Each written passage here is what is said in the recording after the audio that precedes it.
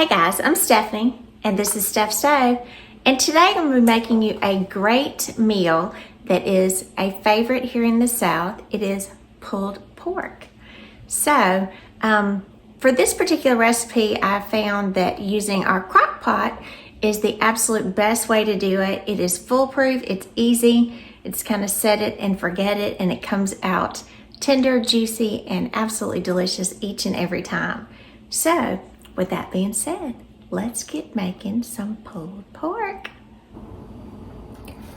All right guys, to get our pulled pork started, I'm going to take and open up, I've got a boneless Boston butt that is a little bit more than 4.5 pounds. I'm going to take it out of the package. And here it is, and I'm going to put it inside of my crock pot. This is the best, easiest, foolproof method for making pulled pork, in my opinion. And to this, I'm going to, my little handy salt shaker, I'm going to salt, and I'm going to liberally salt it. And I'm going to come in and I'm going to add some pepper to it. And it's not necessary that you add a lot of liquid or even any liquid, but I do like to add about 1/2 cup of water to the bottom. And this is not a fancy crock pot, but in my opinion, it's one of the best ones I've had. And now we're just going to pop the lid on it. And as you can see, my crock pot doesn't have a lot of fancy dials. And again, I think this is kind of one of the best ones I've had right here. And I'm going to turn it on to low, and we are going to cook this amazing boneless Boston butt for 8.5 hours, and it will just shred beautifully when we're finished. So we'll check it back in 8.5 hours. All right guys, my our pulled pork is ready. I actually let mine go just a little while longer. It's been going about 9.5 hours, just mainly because I got busy, but that's perfectly fine too because it's cooking on low. So I'm going to take the lid off. You'll see our pork is just gorgeous, and even though we only added about 1/2 cup of liquid, you can see all of this, it rendered a lot of juice.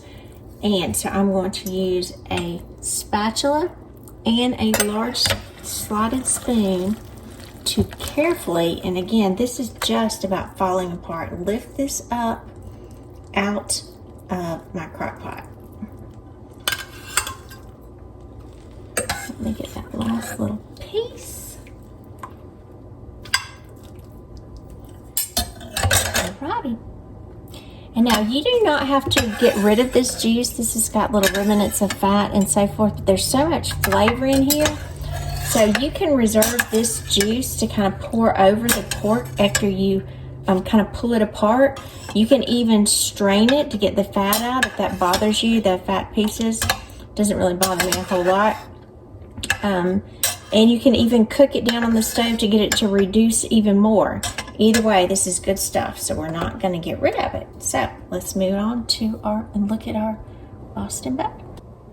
All right, guys, here we have our beautiful, beautiful, completely cooked Boston butt right here. And this was a boneless Boston butt. It was about, I believe, 4.8 or 4.68 pounds was the weight on it. So after I've taken it out of the crock pot, I want to have it to rest and all of the juices kind of stay within it in the inside. And then in a few minutes, we'll start pulling and shredding this apart and get moving with our wonderful, wonderful pulled pork. All right, it's been about 10 minutes for our meat has rested, and I'm gonna begin pulling it using a 2-fork method. And you can really start anywhere you want, and you can see this is so tender. Basically, you're just holding one and pulling apart with the other.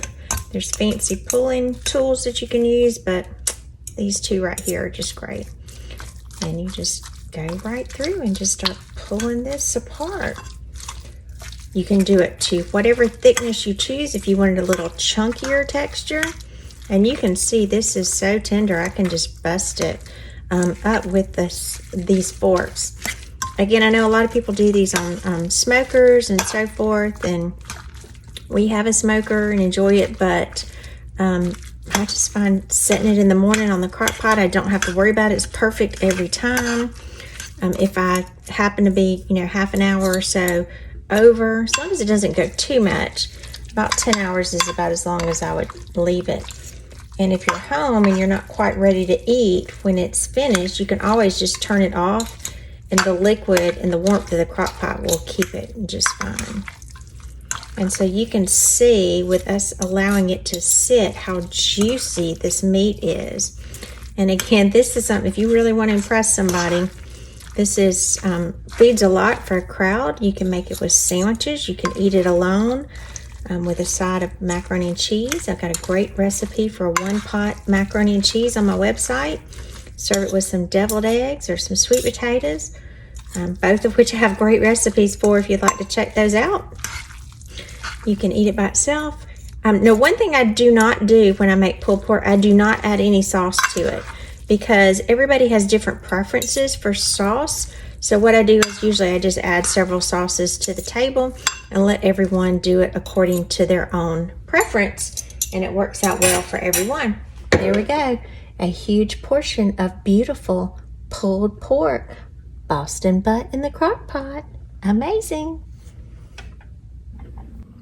I'm Stephanie, and this has been Steph's Stove. For today, we made amazing pulled pork barbecue in the crock pot. So remember, we're making memories and barbecue one dish at a time. I do hope you try this and you do enjoy it. And if you do, leave me a comment and let me know how yours turned out and where you're watching from. Enjoy.